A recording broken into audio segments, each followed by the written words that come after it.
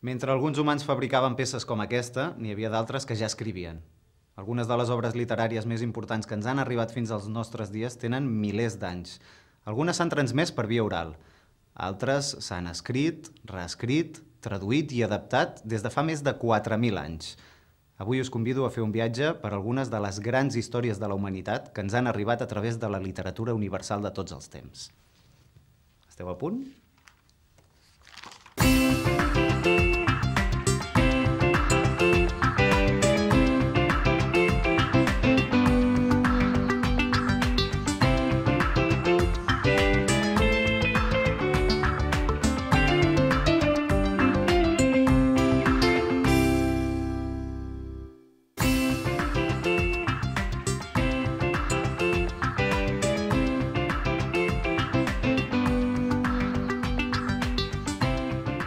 L'escriptura d'obres literàries és tan antiga com les civilitzacions. Hi ha obres que s'han traduït des de sempre a moltes llengües i han aconseguit emocionar i captivar lectors de tot el món al llarg de milers d'anys. Avui farem un recorregut per algunes de les obres considerades cabdals de la literatura universal. Comencem per les antigues civilitzacions de la Mediterrània i de l'Índia. Les primeres manifestacions literàries que es conserven són textos de caràcter religiós que tracten de qüestions essencials per l'ésser humà, les relacions amb Déu, la vida, la mort o l'origen de l'univers. La filosofia oriental, que tant d'interès desperta actualment a Occident, es fonamenta en els anomenats Vedes, uns cants compostos cap al 2000 abans de Crist. Parlen de la creació i de l'evolució del món, del camí del coneixement i de la mort, entre altres temes.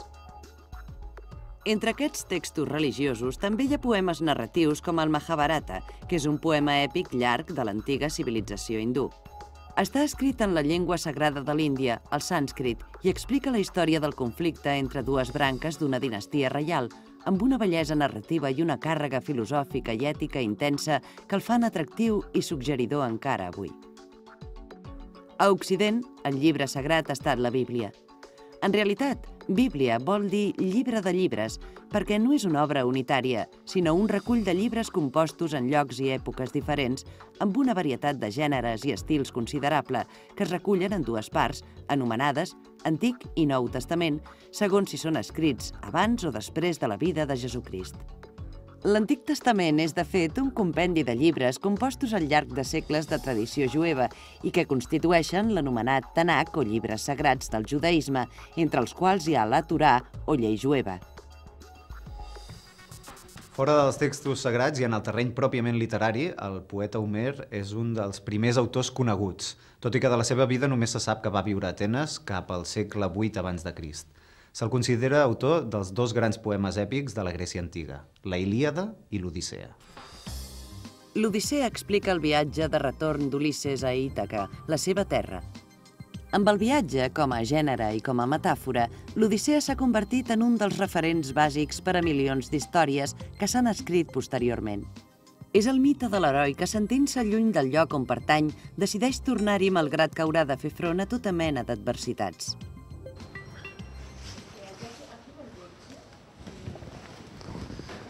El gust per inventar històries o per descobrir-les a través de la lectura o la transmissió oral ha estat sempre present en els humans des dels orígens de la literatura. Per això un dels gèneres més conreats i traduïts ha estat el dels contes. Infantils o per adults, els contes són narracions breus que condensen històries fictícies però representatives de la vida real. De la tradició narrativa àrab, n'hem heretat els contes de les Mil i una nits. És un recull de narracions elaborat entre els segles VIII i XVII a partir d'històries, mites, llegendes i contes de cultures diverses que s'entrellacen en una estructura molt original.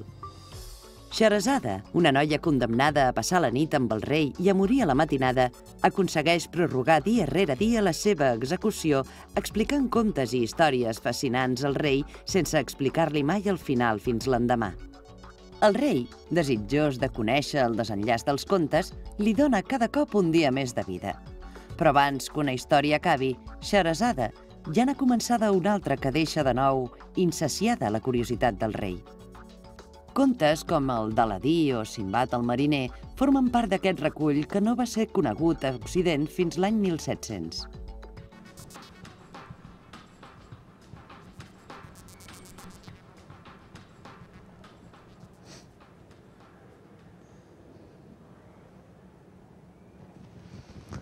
En la cultura occidental, els contes conservats durant segles per transmissió oral van ser reelaborats i transcrits per grans rondallistes com els germans Grimm, Perrault i Andersen, que els van adreçar a un públic infantil.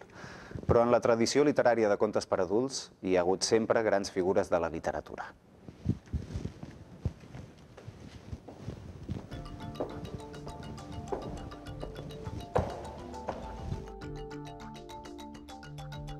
Dickens, Chekhov, Poe, Hemingway, Borges, Cortázar i a Catalunya autors com Mercè Rodoreda, Pere Calders, Quim Monzó o Jesús Moncada han dedicat gran part de la seva producció literària al conte per adults. Un gènere menys valorat durant segles a causa de l'extensió breu, però al qual devem algunes de les aportacions més importants de la història de la literatura pel que fa a gèneres, temàtiques i fites estilístiques. Un clàssic és aquell autor o obra que, malgrat que passi el temps, segueix mantenint el mateix interès i vigència, si no més que en el moment en què va existir o va ser concebuda. Al llarg de la història de la literatura, hi ha hagut autors que han escrit sobre temes que reflectien les preocupacions de la humanitat i que mantenen avui tota la vigència. Autors com Dante, Cervantes, Shakespeare i Goethe van crear històries que han esdevingut mites de la modernitat, perquè, per més anys que passin, des que van ser compostes i malgrat que estiguin ambientades en èpoques passades, el lector d'avui pot seguir identificant-se amb els personatges que les formen. Dante Alighieri, nascut a Florència el 1265 i exiliat a Ravenna, on morí el 1321, és l'autor de l'obra coneguda com la Divina Comèdia, tot i que el seu títol original era simplement Comèdia. És un poema al·legòric, és a dir, simbòlic, llarg, fet amb la intenció didàctica d'ensenyar que, per aconseguir la felicitat, s'ha de recórrer un camí llarg. L'obra narra un viatge sobrenatural a l'infern, al purgatori i al paradís que simbolitzen tres estats de l'home: el vici, el pas del vici a la virtut i la perfecció. El descens a l'infern i la descripció angoixant que en fa el protagonista és l'episodi que més influència ha tingut, no tan sols en la tradició literària posterior, sinó també en la pintura, el cinema i fins i tot en el llenguatge quotidià, que fa servir l'adjectiu dantesc o dantesca per descriure escenes d'horror, dolor, patiment i atrocitats extraordinàries en referència a les que es narren a l'obra. Els autors literaris, tot i escriure obres de ficció, sovint s'inspiren en la pròpia vida com a material de partida per escriure les obres. L'autor castellà Miguel de Cervantes, per exemple, va viure en la vida real gairebé tantes aventures com els seus personatges. Va participar en la batalla naval de Lepant, on va perdre un braç. Els turcs el van tenir presoner durant anys en una presó d'Alger. De retorn a Espanya va viure en la misèria gairebé tota la vida i fins i tot va passar una altra temporada a la presó. Va morir pobre i va ser més reconegut a l'estranger que a casa. Però totes aquestes vivències van ser fonts d'inspiració determinants per a la seva literatura, especialment per al Quixot, que va escriure a principis del segle XVII i que avui es considera una de les fites de la literatura universal. El ingenioso hidalgo Don Quijote de la Mancha narra la història d'un home ja gran que embogeix després d'haver llegit moltes novel·les de cavalleries i que decideix imitar la vida dels cavallers errants. Viure aventures segons els ideals cavallerescos, dedicar-se a causes nobles, defensant els més febles i arriscar la vida en nom de la seva dama estimada. Cervantes va voler parodiar les novel·les de cavalleria que eren la moda de l'època, narracions fabuloses amb cavallers excepcionals que vivien aventures meravelloses i inversemblants. Per això, Don Quixot és la caricatura del típic cavaller errant. Porta una armadura vella i rovellada, cavalca un cavall escanyolit. El seu escuder, Sancho Panza, és un porcater gras i ignorant que l'acompanya a canvi de governar un país imaginari. I per estimada, Don Quixot s'inventa una dama ideal, Dulcinea del Toboso, que en realitat és una hostalera. Però alhora, Sancho Panza és la veu lúcida i realista que ajuda el mestre en tot moment. Encarna la figura de l'amistat i la fidelitat, malgrat la bogeria i l'idealisme de Don Quixot, que com a personatge representa el combat de la interioritat i la llibertat de l'esperit amb la baixesa prosaica de la vida real. Cervantes va crear amb el Quixot la novel·la moderna, perquè hi va fer servir una escriptura viva que trencava amb la prosa encarcarada de l'època. És una obra plena de diàlegs on tots els registres hi són representats i que té per protagonista un personatge amb una psicologia profunda i un pensament modern. Però si Cervantes modernitzava la novel·la al segle XVII, a Anglaterra, Shakespeare feia el mateix amb el teatre. El dramaturg William Shakespeare va néixer a Anglaterra el 1564 i va morir el dia de Sant Jordi de 1616, el mateix dia i any que Miguel de Cervantes. Se'n coneixen 35 obres de teatre, entre comèdies, tragèdies i drames històrics, que en els últims 400 anys no han deixat de representar-se i que s'han adaptat repetidament al cinema, a l'òpera i al ballet. Obres com Romeu i Julieta, Otelo, Juli Cèsar, Macbeth, Molt de soroll per no res o Somni d'una nit d'estiu confirmen en cada representació el valor d'uns textos que retraten amb total mestratge totes les passions i emocions humanes i que, des que van ser compostos, han atret gent de tots els països, cultures i classes socials. Valors que per si mateixos converteixen l'obra completa de Shakespeare en patrimoni universal. Ser o no ser? Aquesta és la qüestió. Aquests versos possiblement són els més famosos del teatre de tots els temps. Pertanyen a Hamlet, la peça teatral més coneguda de William Shakespeare. Hamlet és una tragèdia de revenja, bogeria i mort. Hamlet és un príncep danès que es veu obligat a venjar la mort del rei, el seu pare, quan sap que ha estat assassinat pel seu oncle, un home ambiciós i malvat que vol ocupar el tron i que, a més, manté una relació amorosa amb la reina, mare de Hamlet. Quan Hamlet s'adona que viu en un món ple d'engany i de corrupció, fins i tot en la seva família més directa, és pres de l'angoixa i la indecisió. El personatge de Hamlet s'ha convertit en el paradigma de l'home que dubta, de l'humà aclaparat per haver d'encarar-se una realitat o un dubte que el supera. Shakespeare i Cervantes són autors totalment renaixentistes. Durant el Renaixement, l'home se sent centre del món i mestre del seu destí, i això es veu en la literatura de l'època. Però a finals del segle XVIII, un nou moviment irromp amb força, el romanticisme, que exalta l'individualisme de l'artista que torna a ser víctima del destí. L'artista se sent deprimit i sol davant la rigidesa del món i el suïcidi es valora com una sortida possible. Es considera que aquest moviment va tenir com a tret de sortida aquesta novel·la, Els sofriments del jove Werther. Goethe, autor alemany nascut l'any 1749 i mort el 1832, forma part del panteó de la literatura universal. La seva primera novel·la, Els sofriments del jove Werther, va ser un gran èxit internacional, el protagonista de la qual va convertir-se en prototip d'heroi romàntic. La novel·la explica la història d'un pobre estudiant que veu com la noia que estima es casa amb un altre home, un bon partit, seguint la voluntat de la família. El jove Werther no pot suportar aquest fet i se suïcida. La novel·la va convertir-se de seguida en objecte de culte arreu d'Europa. Els joves es van identificar amb la parella protagonista, imitaven l'estil de vestir de Werther i la moda imposada per l'obra literària fins i tot va portar al suïcidi alguns joves que volien imitar l'heroi. Però l'obra que ha fet d'aquest un escriptor universal ha estat Faust. Elevat a la categoria de mite, l'argument de Faust ha inspirat òperes, obres de teatre, pel·lícules i muntatges multidisciplinars com el de la Fura dels Baus. Faust és un savi que s'ha passat tota la vida treballant i estudiant. Aspira a igualar-se a Déu, però veu que no pot i intenta sobrepassar la condició humana signant un pacte amb el diable a canvi d'accedir al saber universal. La còlera de Déu el precipita a l'infern, però finalment troba la redempció i es consagra al progrés de la humanitat. Des que va ser escrit, Faust encarna l'home revoltat contra els límits de la condició humana i que aspira a anar més enllà. Superat el romanticisme, la novel·la realista del segle XIX pretenia fer una descripció exacta de la realitat, dels ambients i de la psicologia dels personatges.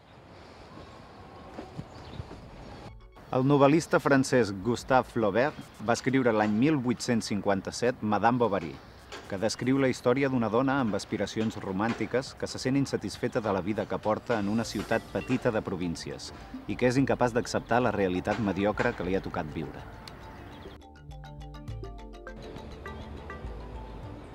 Escolteu aquest fragment del capítol 9 en què Emma Bovary pensa en el luxe, les festes i els amors de París, la ciutat que ella idealitza. Tot allò que l'envoltava immediatament, el camp avorrit, els petits burgesos imbècils, la mediocritat de l'existència, li semblava una excepció dins del món. Un atzar particular on ella estava atrapada, mentre que més enllà s'estenia fins a perdre's de vista el país immens de la felicitat i les passions. Com veieu, la crítica que fa Flaubert de la ideologia burgesa de l'època és molt agra i va provocar un escàndol que fins i tot el va portar a judici per obscenitat. La importància literària de Madame Bovary és que passa per ser una novel·la perfecta. S'ha dit que és un palau de vidre i bell acer, perquè Flaubert buscava la perfecció formal de l'estil. Ens queda poc temps per acabar el nostre repàs de la literatura universal, però encara hi ha alguns autors bàsics que no podem deixar de banda. Un és Charles Dickens. A Anglaterra, el novel·lista Charles Dickens, 1812-1870, va escriure una obra molt extensa. La infantesa difícil que va tenir va marcar les seves novel·les. Va ser sensible als problemes i als canvis socials que es van produir a Anglaterra a causa de la Revolució Industrial. Va saber retratar la societat victoriana establerta i també la dels descontents i els oprimits. Entre les seves obres destaquen les aventures d'Oliver Twist, Grans Esperances o David Copperfield. A més de voler explicar la realitat, els escriptors han conreat des de sempre temes fantàstics i meravellosos. Al segle XIX van sorgir dos mites literaris que encara ara són molt populars: Frankenstein i Dràcula. Frankenstein és una història escrita per Mary Shelley en què un científic aconsegueix crear un cos d'home amb parts de diversos cadàvers. I Dràcula, de Bram Stoker, és la història d'un vampir mig llegendari, mig real, que va viure a Transilvània. Però el gènere entre misteriós, fantàstic i terrorífic ha donat molts més grans títols. Edgar Allan Poe és un referent essencial en la literatura de terror, perquè en les seves narracions juga amb els horrors i els terrors humans més profuns. I Robert Louis Stevenson crea a la novel·la L'estranya història del Dr. Jekyll i Mr. Hyde una història que tracta del tema de l'altre jo o del doble i que també ha estat adaptada i imitada innombrables cops. L'argument ens presenta un doctor, el Dr. Jekyll, que pren una droga que el transforma en un ésser maligne, Mr. Hyde, la personalitat perversa del qual envaeix, domina i anul·la progressivament la del doctor. Ja al segle XX, concretament l'any 1915, l'autor txec Franz Kafka va escriure la novel·la La transformació, també anomenada La metamorfosi, que narra la història insòlita d'un viatjant de comerç que té una vida monòtona i que un bon dia es desperta transformat en un insecte semblant a un escarabat. Escolteu. La transformació. Capítol 1. Quan un matí Gregor Samsa va despertar-se d'uns somnis neguitosos, es va trobar al llit transformat en un insecte monstruós. Geia damunt l'esquena dura, com una closca, i si aixecava una mica el cap es veia la panxa de color marró, segmentada per estreps arquejats, com una volta, tan prominent que el cobrellit, a punt de relliscar del tot, amb prou feines s'aguantava. Les cames, molt nombroses i dolorosament primes en comparació amb la grandària habitual de Samsa, s'agitaven indefenses davant dels seus ulls. Què m'ha passat? Va pensar. Allò no era un somni. La transformació de Kafka no és, encara que ho sembli, una novel·la surrealista, sinó que narra les relacions difícils d'una família, portades a l'extrem, a partir d'un sol element fantàstic. D'aquest univers aclaparador creat per Kafka ve l'adjectiu kafkià o kafkiana, que s'aplica habitualment a una situació angoixosa, molt estranya o desorientadora, com les que solen viure tots els personatges d'aquest autor txec. Haurem de veure quines obres escolliran les generacions futures com a representatives de la nostra època. Però us recomano que, si en teniu l'oportunitat, llegiu com a mínim algun d'aquests clàssics. La lectura de bons textos literaris ens desperta la sensibilitat, ens estimula l'intel·lecte, ens emociona i és capaç de donar-nos una nova visió de les coses.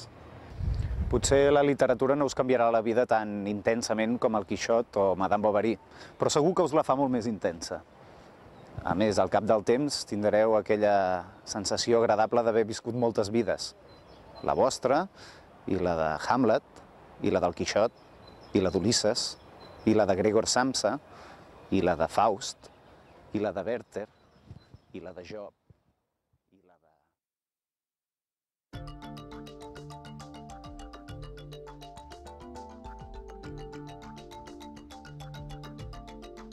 L'escriptura d'obres literàries és tan antiga com les civilitzacions. Podríeu dir de què tracten les primeres manifestacions literàries, com els textos orientals anomenats Vedes? Qüestions essencials com la relació amb Déu, la vida, la mort o l'origen de l'univers. Temes relacionats amb la història del país. Temes de caràcter amorós. La resposta correcta és la A. Els Vedes són cants que tracten sobre la creació del món o el camí del coneixement, entre altres temes de caire filosòfic. Fora dels textos sagrats i en el terreny pròpiament literari, el poeta Homer és un dels primers autors coneguts. Recordeu quines d'aquestes obres ens ha deixat? L'Eneida, l'Odissea, la Divina Comèdia, la Ilíada. Les obres atribuïdes a Homer són l'Odissea i la Ilíada. L'Eneida és obra de Virgili i la Divina Comèdia de Dant. El novel·lista Miguel de Cervantes i el dramaturg William Shakespeare van morir el mateix dia i any, el dia de Sant Jordi de 1616. Tot i que en països diferents, tots dos van viure i escriure en la mateixa època, i això ha quedat reflectit en les seves obres. Però recordeu de quina època es tracta? Baixa edat mitjana, Renaixement, Romanticisme, Il·lustració. La resposta correcta és la B, el Renaixement. Pot ser que els noms d'aquestes obres i d'aquests autors ja us sonessin abans de veure aquest programa, però sabríeu ara relacionar cada obra amb el nom de l'autor que li correspon? La resposta correcta és la relació següent. Goethe amb l'obra Els sofriments del jove Werther, Flaubert amb la novel·la Madame Bovary, Dickens amb les aventures d'Oliver Twist i Robert Louis Stevenson amb l'estranya història del Dr. Jekyll i Mr. Hyde.